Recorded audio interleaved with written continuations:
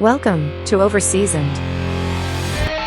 It's only going to take one take. I actually kicked him out of the restaurant. Why? Gotta bitch to someone. Gotta bitch to somebody, and I'm good to bitch to. I thought you were from Spain. Yes, I am. Oh. Sí soy. Gotcha. Soy chorizo. Oh, no. You've gone into Martha Stewart land. It's good. It's just not live. Whatever. Okay. It's like a scene from Cocoon. Like the sun goes down. You don't want to get blacklisted. You know what, Mr. President? Is this what you want?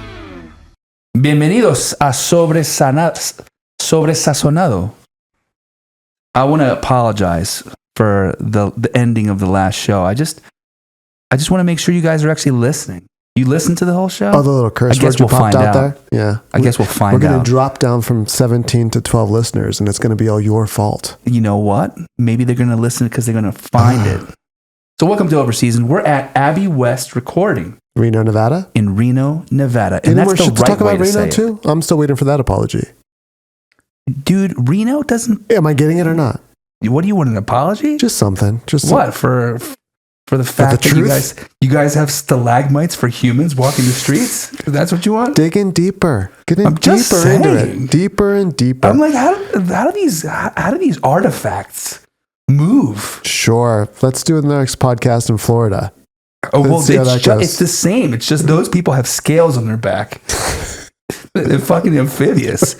Here, it's like, anyway, you guys know what I'm talking about. Jeez. So welcome to Overseasoned. And it's been the holidays. The holidays don't fucking end. I know. They just keep going. This point of the year from like, it's like summer's over and then the next day it's school and holidays. What? I'm still trying to reconcile with like September, you know? It's still like, it's just one thing after another. I'm looking forward to a nice calm January, honestly. Yeah? Yeah. You know, just nothing to worry about. Bundle up and just do some work, and you know what I mean, without having all these extra curricular obligations. Yeah. It's too much at once, I feel. It's a lot. Yeah. And you're like a freewheeling man about the world. What, though? And it's too much for you. No matter where I go in the world, Mariah Carey and her fucking stank ass just follows me around with that Christmas bullshit. And it's like, it's time to retire it. It's time. Don't you think? I don't know. I didn't hear Mariah Carey this year. Oh my God, dude. At least John Legend has a new one. He's got a great one. Let's play that. Okay. I've had enough of the Mariah. You were in malls, weren't you? It doesn't matter where you are, dude. Yeah. You could be like pumping gas and she's following you everywhere. This will be in January. So, you know, this post is going to go out. Is it done? Is the music? It's over. It's over. It is done. We're speaking from the future. Oh, gosh. Until finally. next year. Finally. Dude, it's just like, damn, Mariah. But, so the holiday season, right? It's like all about... We're still in the holiday season? No. I have gained. See, the future me of this podcast, right? In like the matrix of the future, bro, you got to lose like at least 15 pounds. I threw these pants on, dude. Since I forgot. Before the holidays? You mean before next holidays? You got to prepare for... I was wearing these like real comfy, like, you know, shorts the last couple of days because of, you know, they lost my luggage. Mm-hmm. I threw these jeans on, bro. And I was like, you need to chill. Like I had potato chips today at lunch. Yeah. I don't even eat lunch. I was eating those Maui onion potato chips. Like I was waiting for you to pass the bag. You never did. Oh, bro. They just... Then you went up for the Zappy The ones? Zappies. Those are so good. The voodoo chips. Yeah, they were good. My gosh, they're good. Anyway, so I've had a lot of eating. I've done a lot of eating these last couple of weeks. And there was a couple star experiences I'd like to at restaurants. Yes, that I like to look back on in my year of 2024 festive eating extravaganza. So the first one I'd like to call out is so Ronnie and I went to a place called Sagami, our friend Ronnie. Sagami is like a classic old school Japanese sushi haunt in South Jersey. It's been there for like 40 years. And that was just a few weeks ago you were there, right? Like last week. Okay. We went. And a couple things happened during so first things first, they closed down for a couple weeks because the owner's wife passed away and she ran the door. And I don't know how to say this because she was a spicy lady. But the door ran best when she was on the door. Ronnie always got his perfect little, he's got a table he likes. And ever since she passed away, it's been a little nicer at the front, but it hasn't. You know what I mean? It's like you miss the aggression that used to be there because at least things were done right. And we've noticed, like, you know, you call up for a reservation, it's just feels awkward, right? But it doesn't matter. We are happy. So the old man came back to run the sushi spot, and but we noticed some things different on this last visit.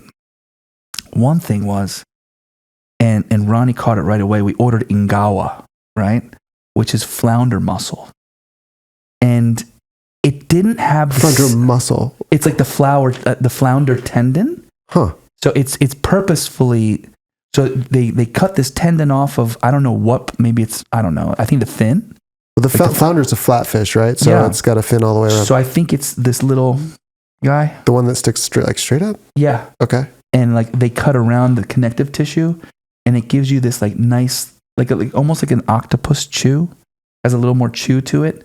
Still like very like light tasting, but it has texture to it. Mm-hmm. It's a very specific cut. It is not part of sushi B, right? Which is the normal thing that we get. Sushi B. Sushi B is Ronnie's order. Sushi B, 2 pieces of eel. Like B, like AB. Yes, okay. Yes. Is it like part of a chart? It's like a set. Okay, like a dinner for 2 sushi, option B. So the order is always sushi B, ingawa, some unagi, a couple pieces of, lately he's been getting sassy and going with the ikura, which is the salmon roe with a quail egg on top. Ooh. And then like a raw quail egg with the yolk? Yeah. Little double egg action. Double egg. Surf and turf. Yeah. No, air and something. Yeah. Air and, exactly. Air and estuary. And then, but he noticed right away, this is not the ingawa we always get. So then we started paying attention and I looked in the corner and I noticed, is that a POS system? That fucking restaurant has never had a POS system. And that POS was jarring. It was like, you know, it's like a dimly lit room. And then all of a sudden you see this beacon like, the side. This like beacon of accountability. And you're like, what the fuck is that? Because it was always like handwritten dupes. Right. And then we saw this guy walking around the dining room that like remember the old Iron Chef? Remember, you ever watch that show? Like the original one or the American one? The original one. Yeah, of course. The guy that used to always bite the pepper at the end. Yeah. Yeah. Right? Whose cuisine shall reign supreme? Yeah. That guy. So there was a guy walking around the dining room, which has never been the case, right? With what looked like a sword. What? Yeah, like a. He was dressed up. He was dressed up like a samurai warrior. Kind of. Interesting. Like a fancy samurai. Like a dinner party samurai. It was weird, right? Okay. And we're like, who the fuck is this guy walking the dining room, right? And there's a POS system and whatever. And Ronnie's like, yo, they must have sold this place. Uh-huh. Something's up. Something feels off. And then Ronnie noticed there is a really tall, like Samoan guy making sushi. And this has been like an all Japanese run place for a long time. And I turned around and I'm like, that guy plays rugby or Australian rules football. That guy is not a Japanese guy. And all this came together. And then the very next day or 2 days later, Ronnie sends me a picture. Sagami sold. And it's like these little clues in a restaurant that tell you what's happening. Well, anyway, it all goes back to then we went to a Vietnamese restaurant and we had a brand new server. Well, how did your dinner there end up? I mean, it was a good dinner. It wasn't the same. There's little Would you things. go back? Or is that? Yes, I will go back. Okay. But I'm not excited to go back because the mystique is the tradition, you know, it's almost like they should have changed it more. Yes. then tried to make it seem as if it's the same. As if nothing happened. Right. Yeah. Put some new things on the menu, tried to make it more their own instead of It's like trying to pretend it's the same place. It's like if Katz's Deli, like Never been. We've gone over this. oh right. But it's like that. It's like that old school thing, you know, like It's like it gets taken over by private equity, and then yes, they, it loses some of its mystique, or it loses. I don't know. It's just, I guess when something's been around that long. No, I hear you. That's what I'm saying. Like if they would change. have changed it up a little bit more, made it a little bit more their own, instead of trying to continue on with this place that has existed there for 40 odd years, I'm guessing. Also, if the new owner wasn't walking around with a samurai outfit, Yeah, that's a little with interesting. a fucking sword underneath his, like, what are these things called? Like Komodo? Is that what it is? Kimono? I don't know. Yeah. It's a something. Okay. And yeah, like this guy was walking around like he was hot shit. Did he have like the split toed socks and like I those? couldn't get past the like, sword. I'll be honest. I was like, what's this guy going to do? Fucking slice down a fucking tuna in the middle of the dining room? How long was it? Was it like a? It looked like a, I don't know. It was a lot. That's interesting. It was a lot to process. But would you say the food was like 90%? It was 90%. Like 10%. It was 90%. A little bit different. It was 90%. It was 90% of the way there, but it's the details. Sure. You know that. But we'll go back. I'm sure we'll go back, and let's see if they can bring it back to where it was. Right. You know, it'll change. It'll change over time. It's like things always tend to become a little bit more. Even if you like personalities take over, you know, and it'll adjust. Personalities take over. Yeah. And that is. So it was a personality of the place that you changed, right? It became like, what's that, you know, where you go to sleep and like a clone. It became a clone of itself. Yes. Like Multiplicity. Did you ever see that movie? No. Well, you're missing out. Michael Keaton, a tour de force in that movie. Oh yeah, I think I did see that. Yeah. Anyway. So speaking of personalities, so the next day we went out for Vietnamese food. It was an Asian holiday. Mm-hmm. So we went to Vietnamese food, and this spot's it's very good. They do some cool dishes. We got like clams on the half shell, which are like roasted on like a cast iron with like chilies and some fish sauce. That's a fancy Vietnamese place. It's like a little fancy. Wasn't your standard pho shop? No, it's a little elevated. Yes. Right. Yes. So our server comes over, and this is where it all went downhill. So I said, I would like... The servers are always messing it up. Well, in this case, it was a really interesting set of circumstances and dynamics in the dining room, which from, I think, a normal eye wouldn't really affect the guest. But from a hypersensitive restaurant asshole's perspective, it was comedic brilliance to watch. So we go to this Vietnamese spot. It's all Vietnamese people.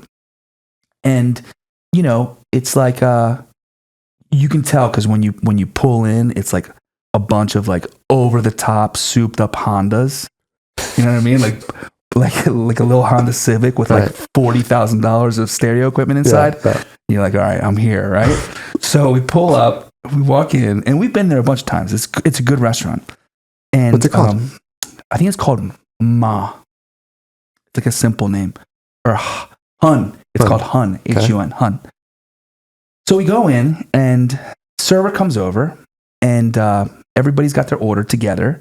And I tried to order my appetizer in Vietnamese. And this guy, as happens in many of the tropics of the world, they just kind of, some of these looks blend together. And I said, hey, I'm going to have the bow tie chan. Trying to get fancy. And he's like, what? I'm like, the bow tie chan. And he's like, what's that? And I said, the number 13, the carpaccio. Am I saying it right? He's like, I don't fucking know. I'm Dominican. And I'm like, oh, forgive me. It's just, you know, the whole dining room is like a little bit like café con leche. color. You know what I mean? So I'm like, I thought maybe, right? And so It's like that time we were at Dave's Chinese place in Philly. Dave's, what is that place? oh, Melewa. Melewa. And you would try to speak with the Chinese waitress, I remember, at 2 a.m, and she's like, you in the wrong restaurant. Yep. Yeah. That is correct. Yeah. Well, he put the kibosh on my phonetic practice Good. right away, right? So we put our order together, and then so he goes back and puts it in, and food starts to come out, but things went steadily downhill from the moment this. And you've been there before many times. Okay. Probably our fifth, at least my fifth time, and they have a dish on their menu called the Ava Sanders, named after Ronnie's daughter, because she has a standard order. So they've been there plenty times. Yeah. So his daughter ordered these grilled barbecue pork summer rolls. Delicious. They come out with shrimp, like the cold roast pork with shrimp ones. She doesn't like that, and her boyfriend doesn't. It's all four of us. So me, Ronnie, boyfriend, and when these come out, he doesn't eat shellfish. But he knew that he didn't just grab it. He saw the shrimp in there. It. And he's like, I don't know. Ronnie, being... he just doesn't like it. Not that...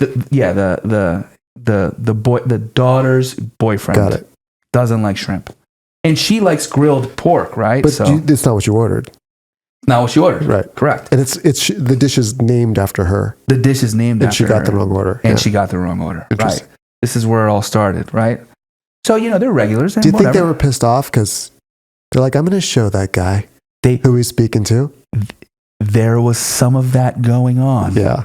There was some of that going on. So the dish comes out, and so the guy comes out, and he was a nice enough kid. Sure. Right? My brother's Dominican, so I have a soft spot for the tigres in the world. And I was like, hey, bud, just so you know, the spring rolls or the summer rolls, they don't eat shrimp. Oh, that's my fault. So he brings it back. Did you say camarón or did you say shrimp? I said shrimp because he seemed like he wasn't having it. He wasn't speaking Spanish. He wasn't speaking Vietnamese. He was just barely getting by with the English. Right. He wasn't fucking around with it. So I was just like, let's just get to the basics back to here. Basics, yeah. So then so he puts in the barbecue rolls, and then I'm still waiting on my dish. I still haven't gotten my dish.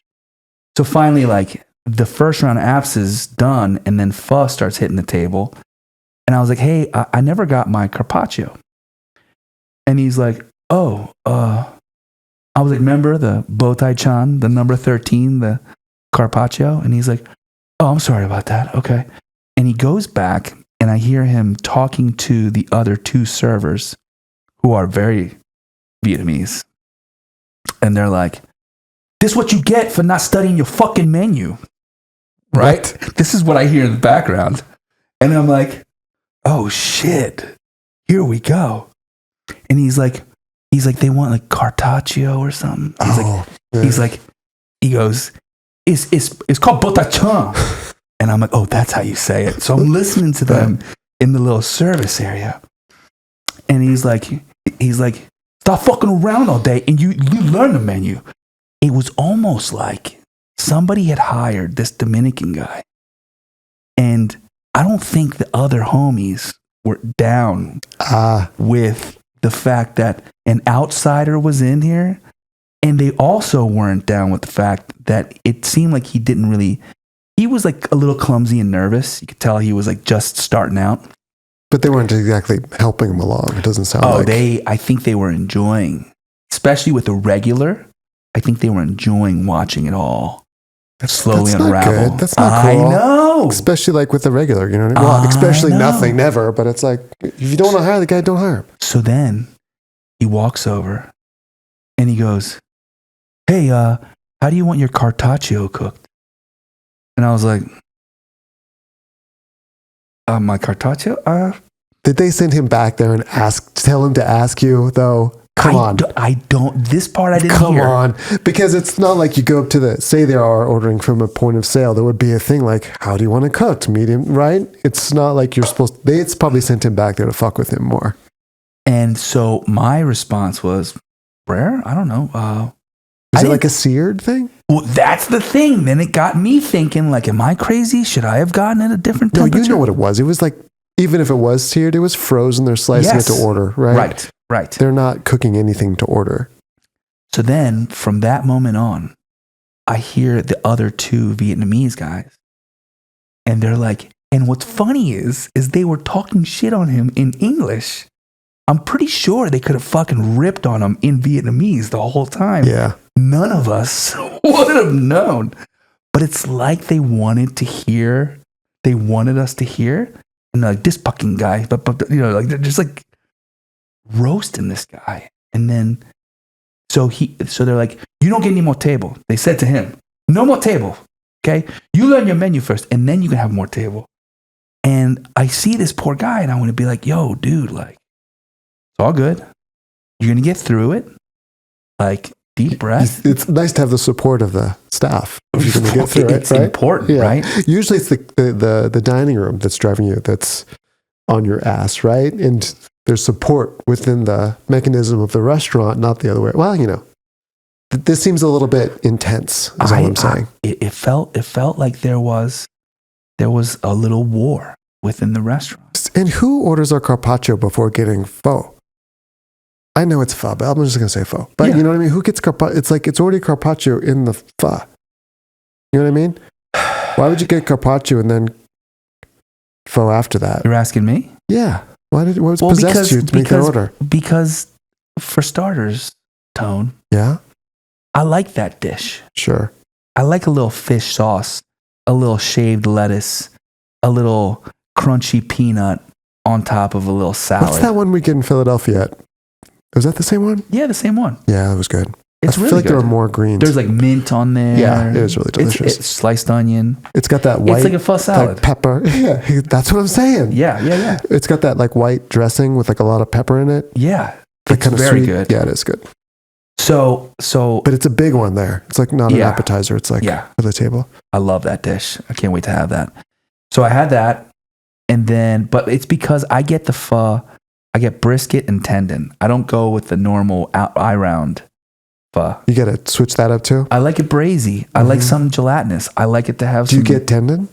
Yeah, I love the tendon. That's my favorite part. Really? Do you get tripe? No. Sounds like there's more to that story. No, I don't. The tripe. It's just a texture. It's not any flavor to me. It's just, I don't get it usually. Usually I get eye round and braised brisket.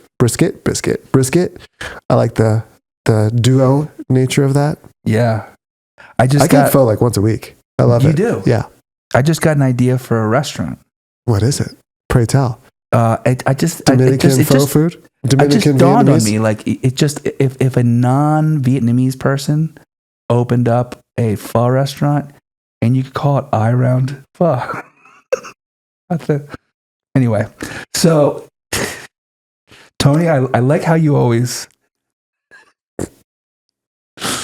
What? I like how you just on the insides. I like. Don't rise to the occasion, or no. I like that you get just a little bit uncomfortable with some of the my racial slings. Yeah. So anyway, speaking of racial slings, so I'm watching this poor Dominican guy get roasted by these Vietnamese guys, right? And it was quiet. It was like 6 o'clock in the restaurant. And before you know it, the restaurant packed out. Did they give him another table? He only had your table. So he only had our table, but all of a sudden they couldn't keep up because it went from like 4 people in the dining room. Now it's time for the tables have turned. Yes. It went from like 4 people in the dining room to like 60 people in the dining room in a matter of like 20 minutes. So they're getting their ass kicked. So all of a sudden they're like, I forget the kid's name. I also feel like, look, this is why the menus have numbers next to them. You don't need to learn the menu. It's like a 15 with the 5, with the 2, with the 3. Agreed. Right? Agreed. You go, you punch that in, you give it, it's done. Right. I agree. Well, so now they're like, hey, you take that table, right? And he's like, what? And they're like, I don't want to bastardize my attempt at Vietnamese. But then they started talking to him in Vietnamese. And I saw him look at me like, and I'm like, bro, you think I fucking speak Vietnamese? What are you talking about? And because you paid their initial order. Yeah. So, dude, so then they're yelling at him to do something in Vietnamese because maybe I could just see your waiter half of the brain, just like not being able to concentrate on the conversation at your no table. way, You're dude, just I'm like in a completely all other this place. shit go down. And the funniest shit is they start getting busy. So I think that their jokey English stuff out the window. They're yelling at the kitchen in Vietnamese. They're yelling at each other in Vietnamese. But they're yelling at this poor Dominican guy in Vietnamese. And a couple times they were like, "Ja, ja bang!" Like they're like yelling at him, and he like, I remember he just like looked at me, and I was like, "Yo, hermano, you're on your fucking own, bro." I have no idea what they're fucking saying, and it's just like watching the dynamics of this was fucking pure comedic gold. It was fantastic. Well, how did you get your beef cooked? I got it rare. Good. I got it rare. And it was it was a beautiful dish. It sounds like it was a nice restaurant. It was it's a much fancier version of all this stuff. Here, let's pull this puppy What out. else did you go anywhere else on your Asian week? So, yes. Then we went to we had an excellent dude. So this Don't guy you have like 5? You take pictures of every single dish you've ever eaten. You're not going to find something from last week. That's like 80 pictures ago. So look at this. So we also went to a fantastic duck dinner. It was a duck dinner? Yeah, so we went to this restaurant. This South guy Jersey from Hong just Kong has all this kind of stuff going on. This was in Philly. Okay. So in Philly, this guy from Hong Kong opened up Peking duck. this incredible. Is it one of those places where you have to order ahead? Yes. Yeah. So we ordered ahead. What was it called in Philly? Has it been there for a while? It's brand new. Okay. You can see the chef back here. So he brings out this card. Yeah, he kind of looks like Doc from Back to the Future, right? A young one, yeah. Yeah, a young Look Doc. at that. But dude, see, so he's about to get down on this duck. So they do this old school a gong and everything. Dude, it's amazing. So we had crispy Where in Philly duck. is it? I want to say it's right by Melewa. It's like 10th and Race. Okay. Like going towards the bridge. Like Okay. maybe 9:33 Race. But we had incredible duck. That was It looks really super fantastic. crispy. Where they come table side, they slice it down, and also, I mean, I saw after the duck fiasco and all the delicious. It was a great meal. We had some shumai. We had like crispy salt and pepper shrimp. We did, and when we drank a ton of Burgundy, all kinds of great wines. Burgundy was your Burgundy to me, with the fatty not to duck. me. With Yes. That's what goes well. Yes. Even with all the Asian accents and stuff. Yeah, because For me, it's like synced out. You know, like the beer. also goes great. What doesn't go well with duck? Like a crispy duck. Coca-Cola. I think that sounds good, Sure. right? I feel like everything goes good with duck. Okay. Well, we may have Right? just found the one thing that everything goes with is a Peking duck. And French fries, And French fries. right? Duck frite would be sounds like another concept. All to me. right. Does it rival, what's the place we go to in Thank Manila? Oh, Because that's got a pretty badass. It doesn't seem like it's quite the show. What's Right. it in the top of the Marco Pier? Long Hin. Long Hin, yeah. Long Marco Hin. Polo It Hotel. rivals that. Yes. Really? Yes. So the guy brings the ducks in. He dry cures them after overnight in the fridge with and he does the water bath. Like he talked us through the whole, it's like a 4-day process. Right. Water bath to render down some of the fat. Then the what is this thing called? Like when it's like a pump. He Sure. like pumps air to into get the air duck cavity. For this, well, it's between the skin and the meat, right? Yes. So it's not in the cavity necessarily. It's Okay. between the skin and the meat so that there's space where steam can form and the skin can get really crispy. Yes. Yeah. All that. So he has this elaborate process for duck. It was an excellent fucking. And when this was just last week. You didn't tell me about this before. Man, you had quite the. Yeah, I had a When culinary you complain about the adventure. holidays, listen to this. You've been I having know, an amazing dude, time. and it's not over yet. I am fat right now. My stomach right now, it's just like, oh. You got to put the shorts back on. The shorts are so good. They got that elastic waistband. We also did. Yeah, because dude, look, yesterday, I just been rolling with it. Yeah. Yesterday, I fucking went nuts. Yesterday? In the airport? Yeah, before the airport. Yesterday. Wait, you went from Florida to Denver to Reno, right? I went from Florida. Oh, dude, when I look at these pictures of the past week of beat, no wonder I feel like shit. In a good kind of way. Here's the lamb chop. See that? That's pretty good looking. Nice little lamb chop action from. Yeah. But let me show you what I did yesterday. It hurts me a little bit, but I can know. see. Yeah. To see a lamb chop well done. There's just no fat in it. That's the hard part. Actually, the Colorado lamb has more fat than you think. Well, just the animal, it's ovine, so all the fat's on the outside of the meat, not marbled. Ovine? There's ovine and bovine.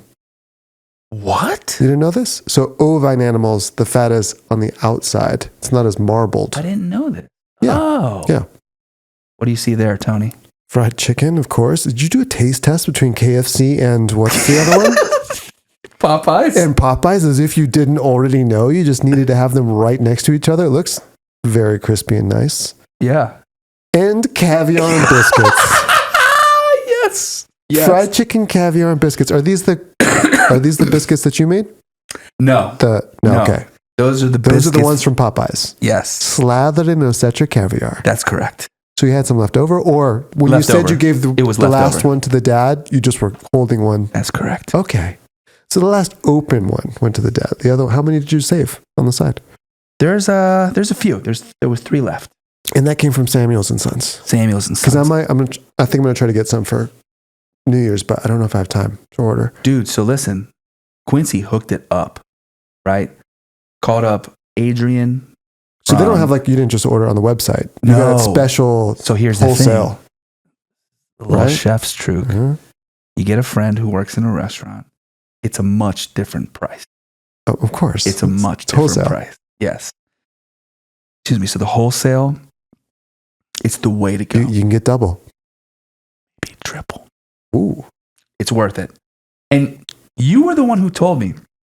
I remember when I first wanted to get into caviar, you're like, it's hard. It's hard to really enjoy it because you want to just slather it. Yeah, you don't want to feel like every spoonful is like this, it's like, did I go too far? Right. You just gotta. Yeah. Right. If you're gonna do it, you gotta go for it. Right. You gotta enjoy it. So I went for it, and it was enjoyable. So I thought that caviar on a piece of fried chicken would be too much. It would be like too salty. For many people, it may be too much, but how did you I would say that. Especially, so you ate 2 boxes of chicken and an ounce of caviar. You're wondering, what is going on with my waistline? Yeah, dude. In an airport.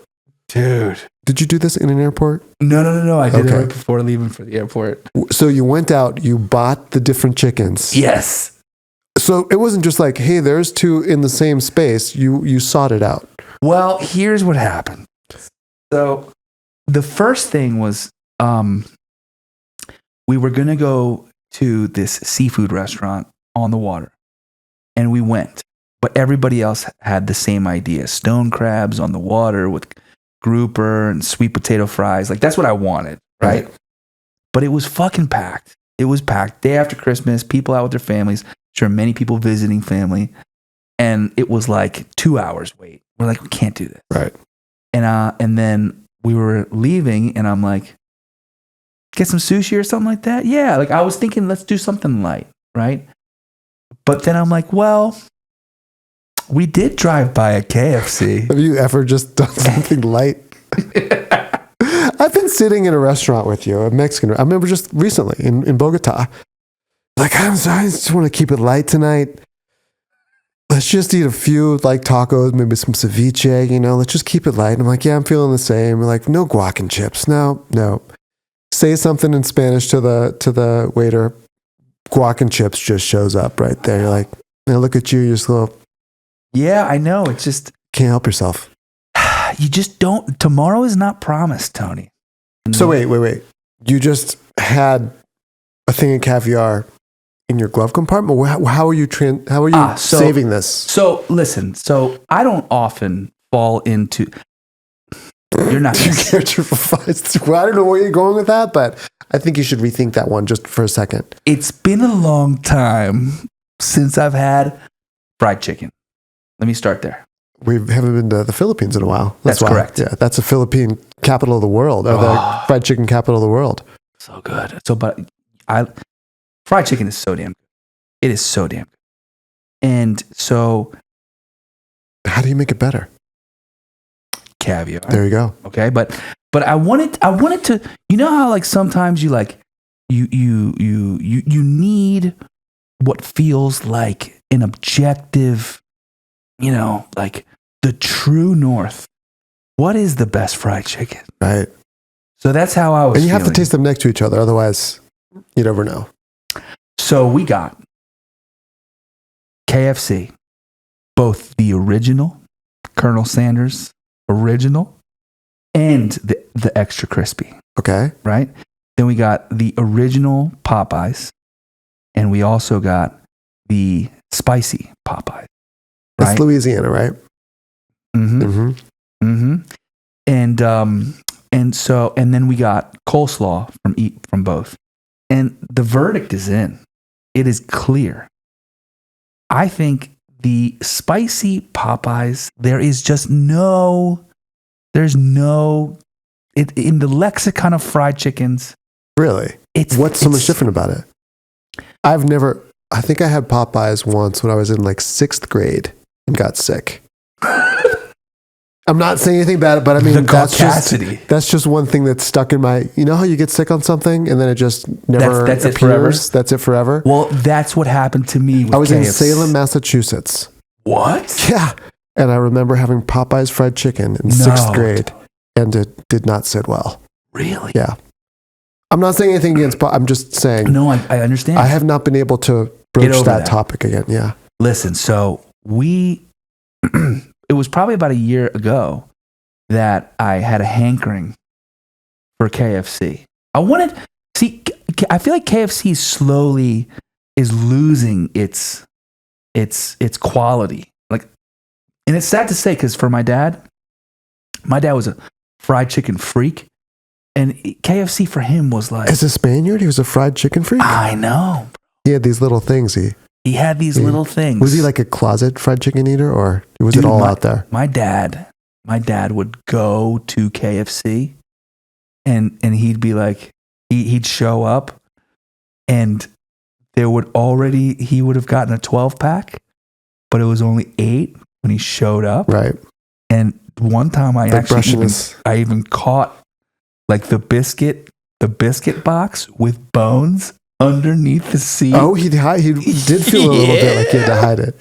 I just, and listen, he was the man of the house. He's allowed to have as much fried chicken as he wants. He wasn't trying to hide it. He was just eating some in the car on the way home. In the car. He wasn't trying to hide it. He did what he wanted to. Yeah. But he probably would give you the bones. Yeah. This one's for you. Peon. Yeah. Make soup with this. So, so my the most recent KFC experience was a horrible. It was like the breading was falling off, and like you could tell when they tried to fry it that it wasn't hot enough. That's odd. And it was super greasy. Do you remember which state this was in? Florida. Oh, I was going to guess an airport, just because they always seem to like not have their stuff together. But yeah, no, it was in Florida. Interesting. And it lacked execution, and I had a sour taste in my mouth. It wasn't bad or anything. It wasn't. It didn't make me sick, but it just wasn't a good KFC experience. And I wanted the Colonel to have his It's like redemption. You just got to deep fry it. Like it's not that hard in the restaurant. Yeah, but there's a wet batter. There's a buttermilk. Are they battering it there? Like Yes. Are they? Okay. Yeah. Listen. Look. It doesn't just show up And they fry it. Not like Jollibee. That's what Jollibee does. I've seen Jollibee's fried chicken, and it comes pre-breaded. Okay. Pre-breaded. I'm like burping up. I'm surprised at that.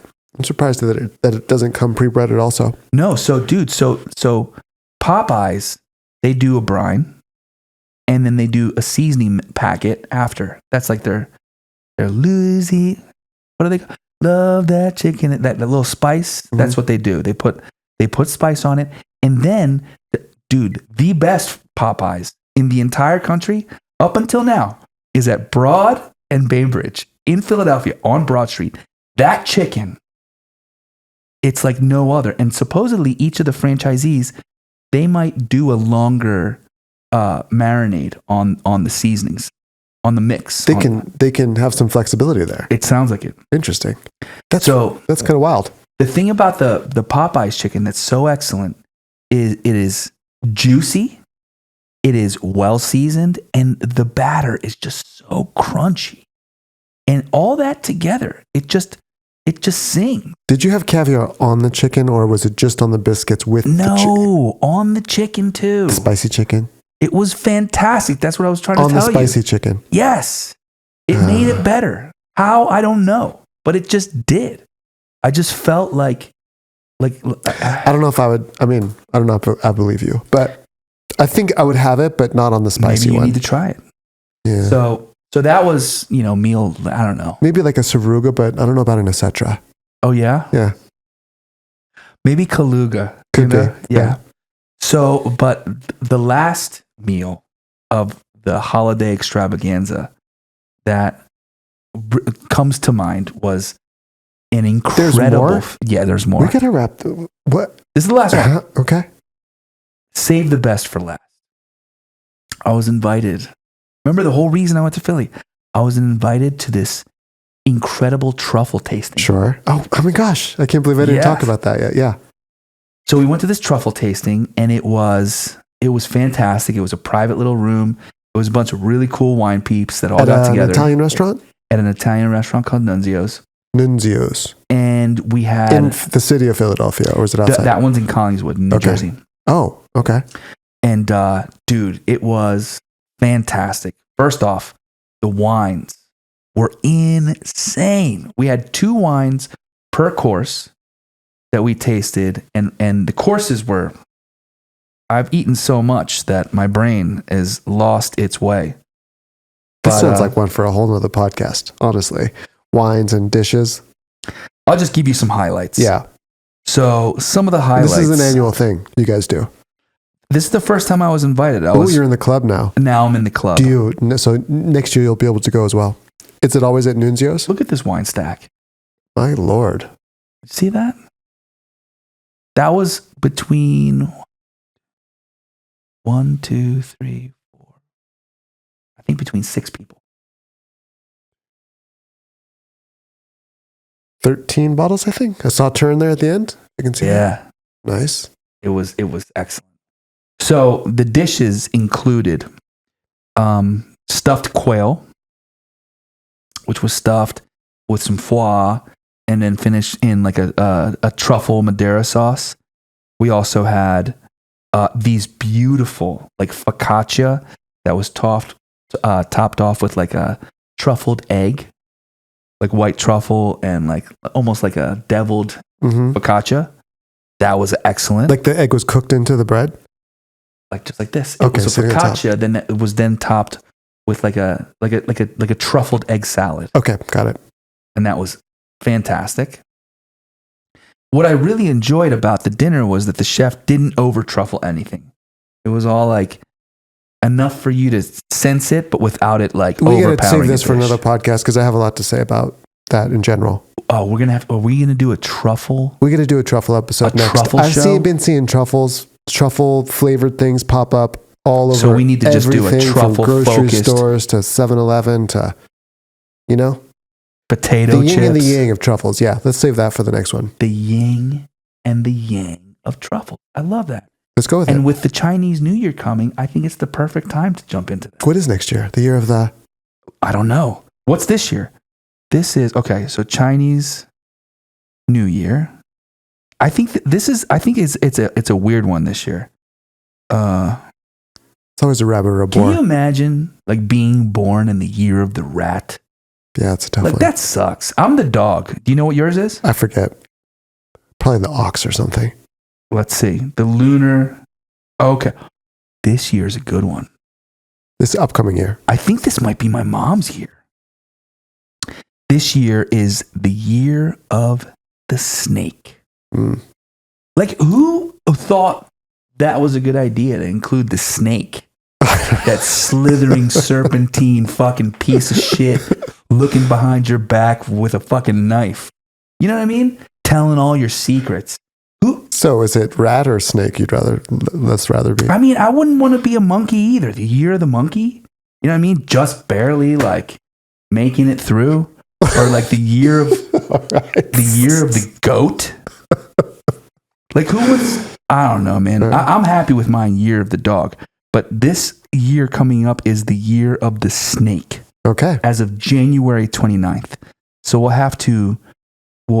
do a little yin and the yang of the truffle. Sounds good. I'm looking forward to that one. Me too. Much less than all the other ones we've done. Arm yourself. Right on. Much more, I should say. Cool. Well, thanks Thank you for very joining much. the Overseason podcast. It's been excellent to have you. The next time you see me on the show, I will be at least 1.2 pounds lighter. Maybe. Goodbye. Thank you. Overseason podcast was brought to you by Over Easy Office, outsource bookkeeping solution.